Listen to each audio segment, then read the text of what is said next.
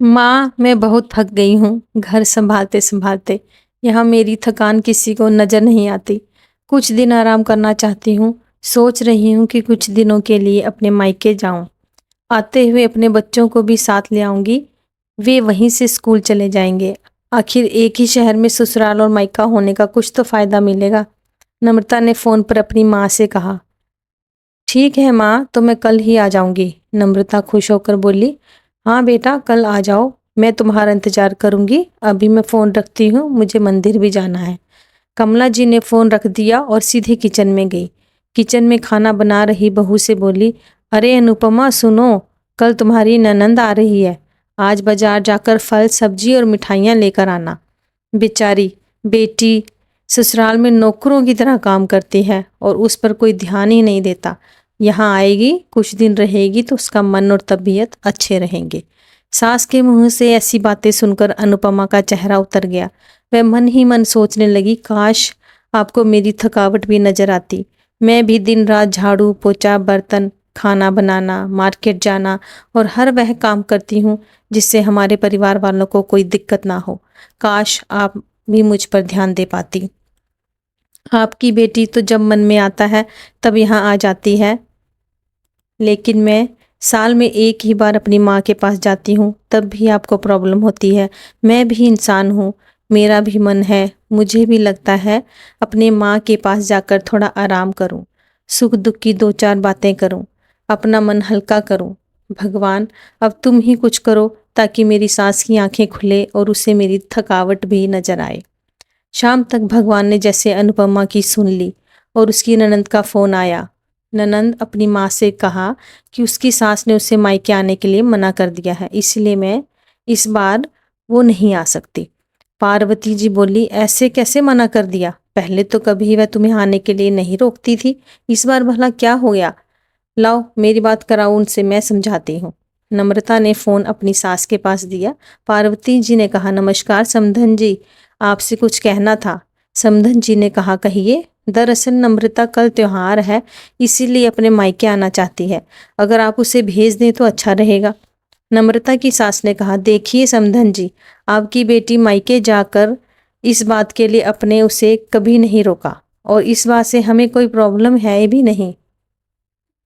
कुछ दिनों पहले मैंने अपने रिश्तेदार के शादी में गई थी। वहाँ आपकी बहू अनुपमा की माताजी से मिलने का मौका मिला। उनसे गपशप करने के दौरान उनकी बातों से पता चला कि अनुपमा को साल में एक ही बार अपने मायके जाने को मिलता है और वह भी बहुत कम समय के लिए। मुझे लगता है आपको पहले अनुपमा को उसके मायके भेज देना चाहिए और वह जब मायके होकर आ जाएगी तो मैं नम्रता को आपके पास भेज दूंगी।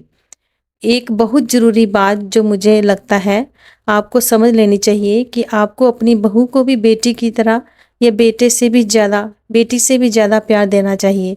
उसे भी मायके जाने की इच्छा होती होगी।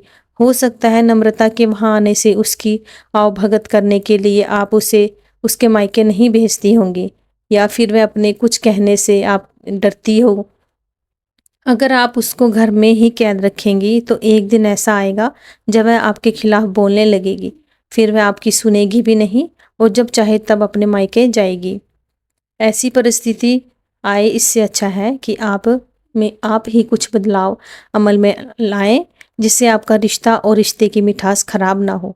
पार्वती को अपने समधन के हर एक शब्द में सच्चाई नजर आई। उन्हें महसूस हुआ कि उन्होंने अपनी बेटी के प्यार में अंधे होकर कभी भी अपनी बहू के मन का विचार नहीं किया। उन्होंने हमेशा ही अपनी बेटी को अपने बहू से ऊपर रखा। दूसरी तरफ नम्रता भी अपनी भाभी के बारे में हो रही इस बातचीत को सुन रही थी। उसने भी रियलाइज़ किया कि वह कभी भी अपनी भाभी के साथ ठीक से बात नहीं करती और जब जब अपने मायके जाती है तो भाभी थोड़ी उदास रहती है।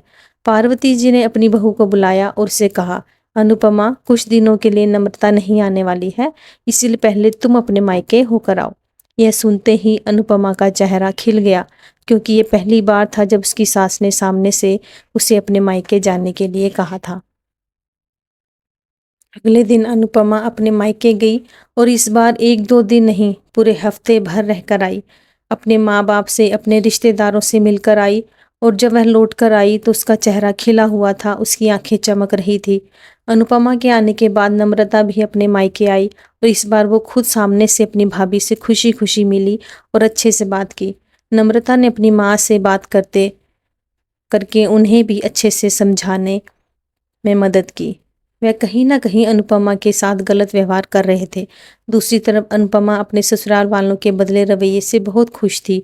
वह अब खुशी खुशी सबका ध्यान रखती और हर काम प्यार से करती।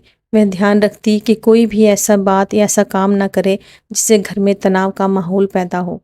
पार्वती जी अपनी बहू को खुद ही समय समय पर मायके भेज दिया करती। एक छोटे से बदलाव ने सास बहू और भाभी ननंद के बीच की कड़वाहट को दूर कर दिया और रिश्तों को और भी ज़्यादा मीठा और मजबूत कर दिया। धन्यवाद दोस्तों।